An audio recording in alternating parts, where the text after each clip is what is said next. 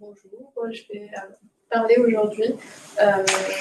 d'un sujet sur lequel je travaillais l'année dernière lorsque j'étais ingénieure de recherche, donc, dans le projet AMR AT2TA, donc sous la supervision de Pierre et de Miguel, et qui consiste en l'utilisage de modèles à base du raisonnement par analogie.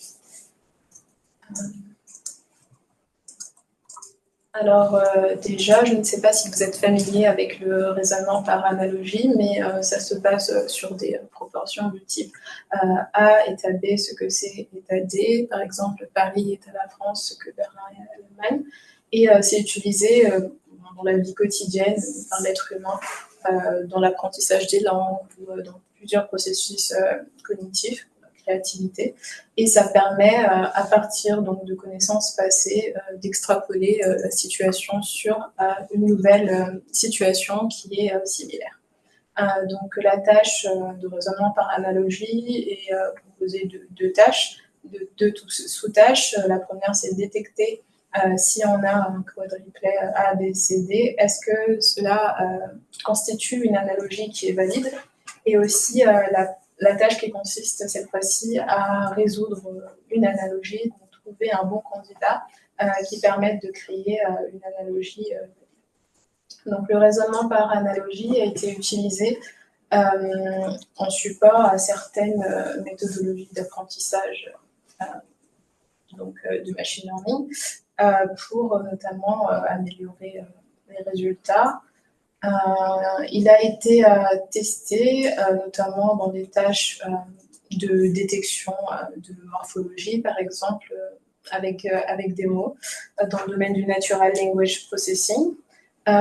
Également dans la tâche donc, de Target Sense Verification, qui consiste à regarder si un mot dans un contexte donné détient le même sens que le sens propre qui est défini dans le dictionnaire. Dans la partie knowledge graph et tout ce qui a trait au management des graphes de connaissances, il a été utilisé donc, dans la tâche de pruning, donc, qui est une tâche de classification binaire qui permet d'extraire, tel qu'il a été défini dans le papier de Bain, Jarnac et Coursero, un sous-graphe de connaissances à partir d'un certain ensemble d'entités d'intérêt, tout en itérativement décidant de garder ou non des nœuds voisins explorés. Donc, pour présenter un petit peu, par exemple ici, à partir de nœuds CID, Paris, Madrid, Rome, etc., on peut définir la tâche de pruning en une tâche qui consiste à parcourir donc, les différents voisins que l'on atteint à partir de Paris ou de Rome et décider de garder ou non à partir du contexte d'un sujet défini, et le sujet est encapsulé par le lot d'entités à noter. Donc, dans la tâche telle qu'elle a été définie, en tant que tâche de pruning, les paires d'analogies étaient générées de façon random à l'inférence, c'est-à-dire qu'on générait de façon random à partir d'un dataset connu des paires, et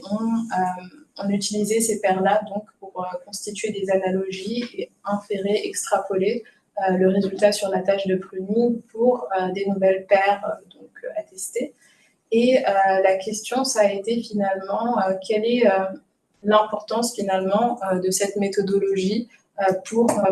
constituer des paires d'analogies pour l'inférence, et est-ce qu'en choisissant une façon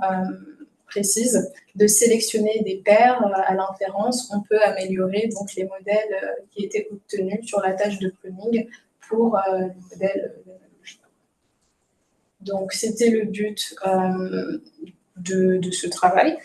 Déjà, essayer de caractériser dans le domaine des graphes de connaissances et au travers de la tâche de pruning s'il existait une notion de compétence de paires d'analogie puisque la notion avait déjà été évoquée dans certains travaux qui se basent sur le case-based reasoning et qui est proche du raisonnement par analogie. Et les contributions sont surtout finalement l'exploration de différentes méthodologies qui permettent de caractériser donc, cette notion de compétence qui consiste à choisir les bonnes paires à sélectionner pour avoir de meilleurs résultats donc, à l'inférence. Et donc, on a comparé donc, ces différentes méthodologies donc, de sélection en termes de performance et aussi, on le verra, en termes de compression, c'est-à-dire du nombre de paires à sélectionner pour avoir des résultats les plus optimaux. Donc, comme dans le papier, on a utilisé donc, un modèle, un classifieur, un CNN. On a utilisé donc, pour représenter les différentes couples d'entités leur représentation vectorielle avec des embeddings pré-entraînés donc, en utilisant Translit. Et ensuite, le modèle consiste finalement en un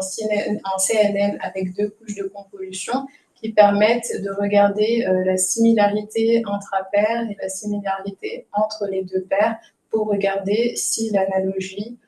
est valide ou non. Donc, pour recontextualiser la définition de la tâche et du problème, on a donc un dataset avec des paires, donc A et B, dont la décision, si on garde ou si on prune, est connue. Et on entraîne donc le modèle, le classifieur, à détecter donc des analogies donc basées sur des décisions communes. Ensuite, on essaie à l'inférence de regarder si parmi donc toutes les données annotées que l'on obtient, on arrive à extrapoler le résultat sur une nouvelle paire à partir donc d'analogies que l'on construira à partir donc des paires annotées. Par rapport aux définitions de compétences, nous avons essayé de regarder 2 niveaux de compétences. D'abord, une première compétence qui se base sur une paire à inférer, donc une paire sur laquelle on peut extrapoler la décision. Et on essaie de regarder donc toutes les paires donc de gauche, tous les AB dans un dataset annoté qui permettent d'avoir donc les meilleurs résultats pour cette paire-là. Ensuite, il y a une deuxième notion qui est indépendante donc d'une paire précise à l'inférence, mais qui définit finalement l'ensemble des paires donc de gauche d'analogie qui permettent d'avoir les meilleurs résultats pour tout type de nouvelles paires sur lesquelles on fait. Donc, pour la première perspective, on a surtout regardé donc, des définitions qui s'appuient sur des distances, puisque nous travaillons avec les représentations numériques donc, des différentes entités. Et donc, on a regardé plusieurs types de distances, par exemple la distance euclidienne entre les premiers objets de chaque paire ou entre les barycentres des différentes paires. Et pour la deuxième notion de compétence, on a essayé, à partir donc d'un dataset avec donc des décisions connues, de regarder quelle était la log loss de chaque paire individuelle et donc caractériser la compétence comme la log loss accumulée sur l'ensemble des autres décisions connues du dataset lorsque ces paires étaient utilisées donc, pour inférer une nouvelle décision. Les datasets qu'on a utilisés, c'est 3 datasets, un sur l'informatique, les télécoms, un autre assez généraliste et un troisième sur l'art et les œuvres d'art. Et on a donc essayé de considérer 3 configurations. La première, donc, qui consiste à entraîner donc, le modèle d'analogie sur un dataset donc, d'un domaine particulier, à le tester donc, sur sur le train set donc, de ce même dataset, en essayant donc avec différents types de sélection, donc des paires d'analogies pour inférence, pour regarder finalement si les méthodologies de sélection avaient une conséquence sur la performance ou sur le nombre de paires à générer. Et aussi comparer ces résultats-là, qui se basent sur une sélection par compétence, avec des résultats qui étaient obtenus en prenant donc des paires de façon aléatoire. La deuxième configuration qui consiste cette fois à entraîner donc, le modèle sur un dataset d'un domaine et à le tester sur, sur un dataset de ce même domaine, mais cette fois-ci en prenant des paires de tout dataset annoté. C'est pour regarder si finalement, est-ce que dans un domaine particulier, prendre donc des paires, construire des analogies à partir des paires gauches du même domaine, ça a un impact, ou si finalement des paires compétentes ne dépendent pas forcément du domaine, du dataset dans lequel elles sont extraites.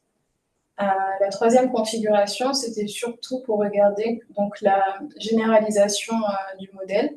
en entraînant un modèle sur un dataset d'un domaine et en essayant de le tester, donc de l'adapter sur le dataset d'un autre domaine. Est-ce qu'en prenant des paires compétentes relatives à ce nouveau domaine, on pouvait atteindre des performances satisfaisantes, ce qui permet donc de ne pas réentraîner pour chaque domaine distinct le modèle sur un dataset de ce domaine.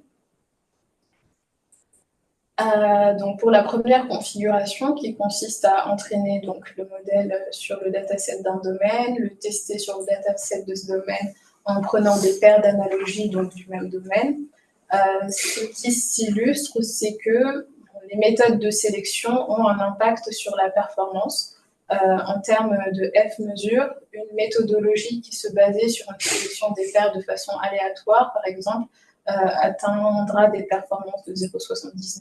0,81, et on peut gagner en appliquant donc des méthodes de sélection basées sur la distance,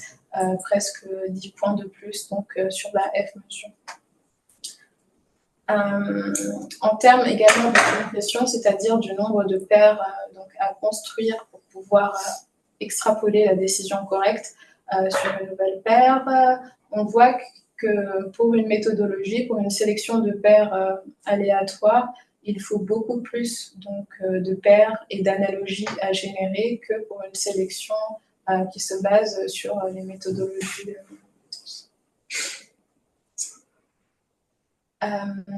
Dans la configuration C2, on voit encore une fois que les méthodes de sélection sur compétences permettent de gagner en termes de F-mesure donc par rapport à la méthode aléatoire. On commence à voir aussi finalement que sélectionner des paires du domaine, donc des paires compétentes du domaine, ne donne pas forcément toujours les meilleurs résultats parce que, par exemple, pour le dataset 3, sélectionner donc, des paires compétentes du dataset 3 pour l'inférence analogique donne de moins bons résultats qu'en prenant des paires compétentes du dataset 1, alors que voilà, ça montre empiriquement que peut-être donc la notion de compétence n'est pas liée donc à un domaine, mais plus à une caractéristique du dataset en termes de potentiel analogique. Donc, on peut également voir donc les différentes compressions par rapport donc à une méthodologie de sélection random dans ce deuxième cas de figure. Et donc la troisième configuration qui, elle, avait pour objectif de regarder la généralisation dans un nouveau domaine d'un modèle entraîné sur un domaine précis. Ce qu'on peut voir, c'est que par exemple un modèle qui est entraîné sur le dataset 1 et qui est testé sur le dataset 2 peut avoir des résultats satisfaisants en prenant une méthode de sélection par compétence, contrairement à une méthodologie de sélection totalement aléatoire.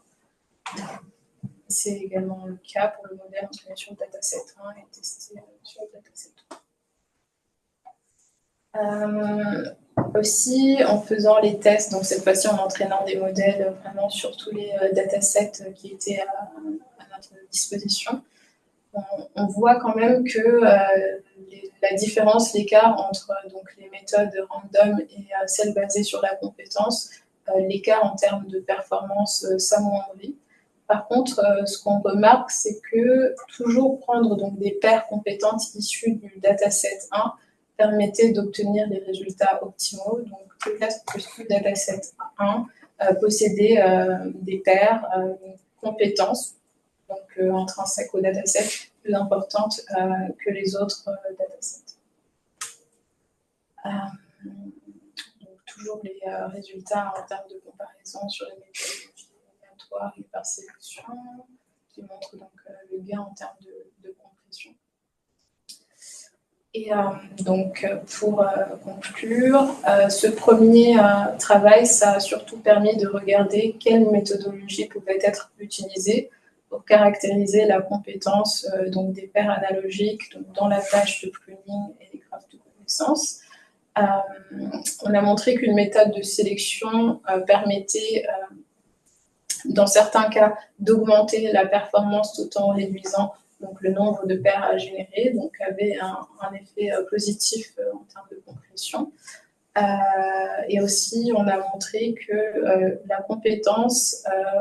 et le domaine ne sont pas toujours corrélés parce que parfois, en prenant des paires compétentes issues d'un dataset d'un domaine particulier, on arrivait aux résultats optimaux en essayant donc de tester sur un dataset d'un autre domaine. Par contre,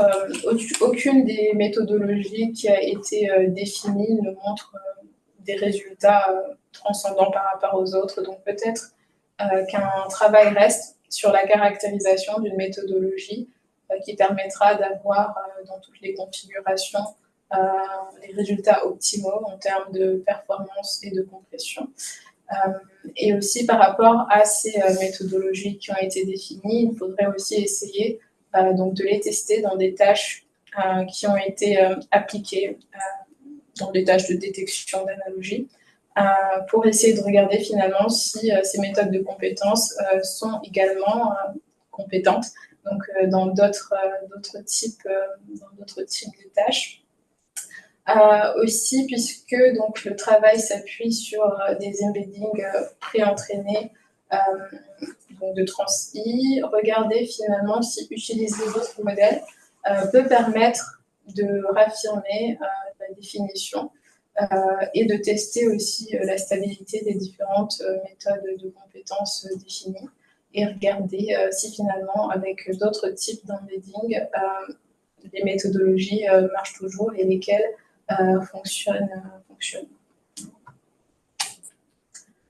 Donc voilà, et par rapport aux analogies, il y a ce travail donc, pendant ma thèse que j'ai commencé en octobre,